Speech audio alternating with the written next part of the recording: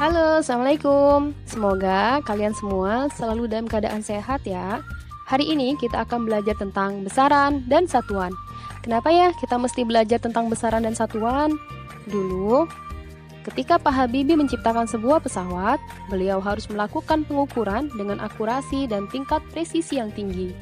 Jika ada kesalahan pengukuran sedikit saja dalam pembuatannya, maka bisa berakibat fatal. Maka dari itu, konsep besaran, satuan, dan dimensi harus dipahami dengan baik. Yuk kita mulai belajar. Sebelumnya, awali dengan doa ya.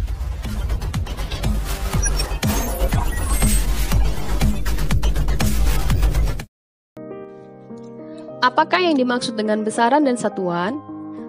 Besaran adalah sesuatu yang dapat diukur dan dinyatakan dengan angka. Contohnya, panjang, massa, dan waktu. Besaran pada umumnya memiliki satuan. Zaman dahulu, sebelum adanya standar internasional, satuan di negara kita untuk besaran panjang adalah jengkal, hasta, dan depah. Di Inggris, satuan yang digunakan adalah inci, kaki, atau feet, sedangkan di Prancis adalah meter. Penggunaan bermacam-macam satuan menimbulkan kesukaran. Akhirnya, dibuatlah suatu perjanjian internasional yang menetapkan Satuan Sistem Internasional disingkat SI. Sehingga ditetapkan 1 meter adalah jarak yang ditempuh cahaya dalam ruang vakum pada selang waktu 1/299,792,458 sekon. 1 kilogram adalah massa sebuah silinder platina iridium yang disimpan di lembaga berat dan ukuran internasional. Sedangkan 1 sekon adalah selang waktu yang diperlukan oleh atom cesium-133 untuk melakukan getaran sebanyak 9192.631.770 kali. Besaran yang satuannya telah ditetapkan terlebih dahulu disebut besaran pokok. Untuk lebih jelasnya, perhatikan tabel di bawah ini.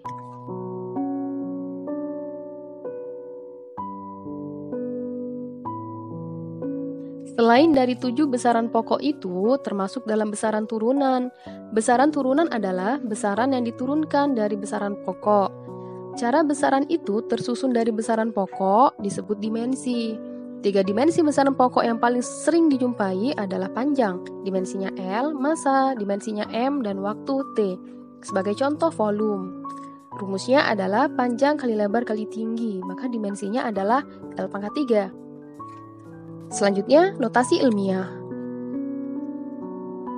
Angka yang banyak memerlukan tempat yang lebar dan sering salah dalam penulisan. Untuk mengatasi masalah tersebut, kita dapat menggunakan notasi ilmiah atau bentuk baku dengan rumus A dikali 10 pangkat N, di mana A disebut bilangan penting.